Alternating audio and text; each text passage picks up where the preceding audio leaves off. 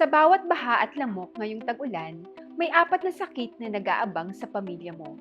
Kilalanin natin sila bago pa sila kumagat. Ako po si Dr. Daisy Tagarda, isang infectious diseases specialist, at welcome sa Belken's Real Talk with Doc. Ang totoo, hindi lang basang damit at traffic ang dala ng ulan. Ang mga sakit na nakatago sa tatlong lugar. Una, sa baha, sa lamok at sa mismong tubig at pagkain natin. Una, ang leptospirosis. Ito ay galing sa ihi ng daga na humahalo sa baha. Pangalawa, ang dengue, chikungunya at zika, dala ng Aedes mosquitoes na kumakalat kahit maliwanag. At pangatlo, ang mga waterborne diseases tulad ng typhoid at pagtatae na nakukuha sa kontaminadong tubig at pagkain. Bakit kailangan maging alerto?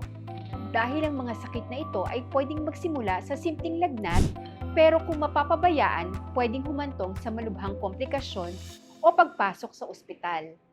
Ang mabuting balita, lahat ng ito ay maiiwasan. Ang kaalaman, ang unang hakbang para sa flood-proof at mosquito-proof ang pamilya mo. Ligtas ang may alam, i-share mo ito sa GC ng pamilya mo at i-follow ang Belken's page para sa iba pang health tips ngayong tag-ulan.